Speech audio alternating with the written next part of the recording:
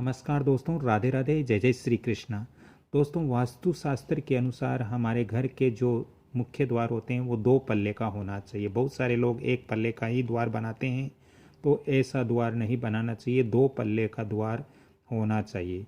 दोस्तों, साथ ही हमारे घर के मुख्य द्वार पर हम चंद्र आकृति दे सकते हैं। ये बहुत ही शुभ होती है घर के लिए, क्योंकि ये जो घर का द्वार है, इस द्वार से ही घर के अंदर सकारात्मक और नकारात्मक एनर्जियां प्रवेश करती हैं। यदि वास्तु अनुसार मुख्य द्वार हैं तो दोस्तों फिर घर के अंदर सकारात्मक एनर्जियां प्रवेश करेगी और आप अपने घर के मुख्य द्वार के दोनों तरफ स्वास्तिक चिन्ह हल्दी से या फिर आजकल मार्केट में मिलते हैं, आप स्वास्तिक ला करके यहाँ पर दोनों तरफ लगा सकते हो दोस्तों। लेकिन वास्तुशास्त्र के अनुसार कभी भी घर के मुख्य द्वार है वो इंद्रधनुष या धनुष आकृति में नहीं होना चाहिए। जिस घर के अंदर द्वार धनुष आकृति में होता है उस घर के अंदर कलह कलेश का माहौल बन जाता है और घर के अंदर नकारात्मक ऊर्जाएं बहुत ज़्यादा आती हैं। दोस्तों, यदि आपके कोई व्यापारिक प्रतिष्ठान है और यदि मुख्य द्वार धनुष आकृति में है और यदि आपके पार्टनर भी हैं तो वो ज़्यादा दिन तक आपके साथ नहीं रहेगा, इसलिए आपको नुकसान हो सकता है। दोस्तों, वास्तुशास्त्र के अनुसार धनुष आकृति में कभी भी मुख्य द्वार घर का नहीं होना चाहिए। दोस्तों, साथ ही हमारे घर का मुख्य द्वार है वो बिल्कुल आयताकार आकृति में ही होना चाहिए। ये बहुत ही शुभ होता है। आयताकार आकृति का मुख्य द्वार हमारे घर के लिए शुभ ऊर्जा अंदर में प्रवेश करती हैं। और ये ध्यान रखें कि घर के बाहर आप स्वास्तिक चिन्ह दोनों तरफ लगा करके रखें। और इसके अलावा यहाँ पर आप सामने मुख्य द्वार के ऊपर गणेश जी की मूर्ति यहाँ भी आप रख सकते हो और इसके पीछे बैक साइड में भी एक गणेश जी की मूर्ति होनी चाहिए। दोस्तों, बहुत सारे मकान या बहुत सारे व्यापारिक प्रतिष्ठान के अंदर मुख्य द्वार होते हैं, वो केवल 2 पल्ले का तो होता है, लेकिन उनके ऊपर में किसी भी प्रकार का सपोर्ट नहीं होता है।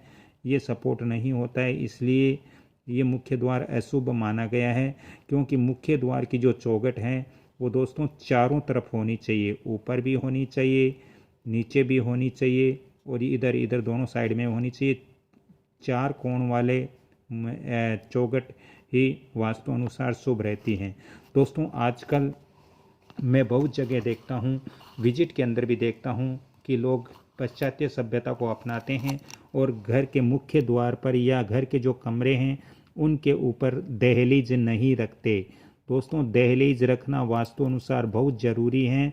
दहलीज होना, घर की दहलीज होना बहुत ज़रूरी है। प्राचीन काल के अंदर आपने देखा होगा सभी मकानों के दहलीज होती थी, लेकिन आजकल हम इस पाश्चात्य सभ्यता के कारण घर के मुख्य द्वार पर या हमारे जो कमरे होते हैं उन पर हम दहलीज नहीं रखते हैं। इसके कारण हमें बहुत बड़ी परेशानियां होती हैं।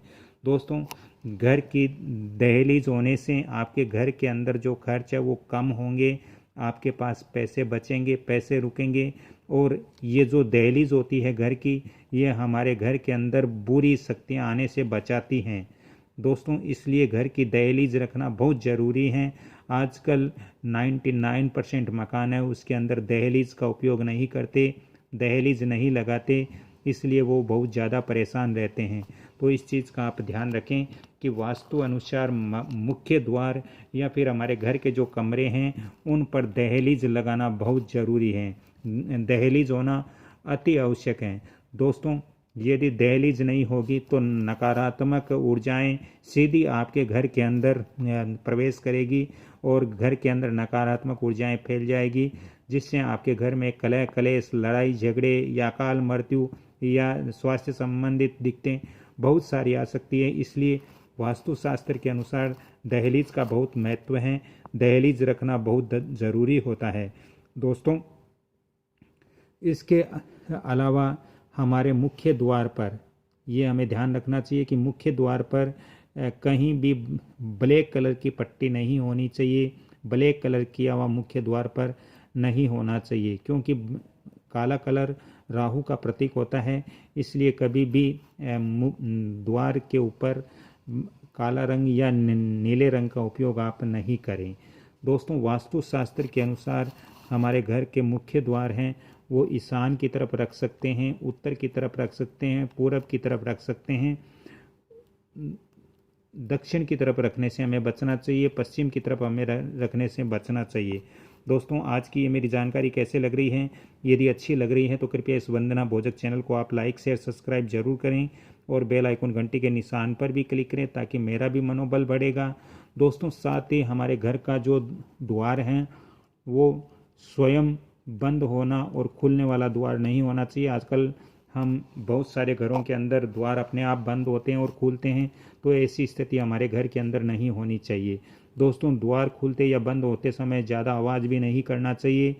आवाज़ करने से घर के अंदर झगड़े इत्यादि होते हैं, इसलिए हमारे द्वार के अंदर हमें ग्रीस या तेल इत्यादि दे करके रखना चाहिए ताकि हमारे द्वार ज़्यादा आवाज़ नहीं करें।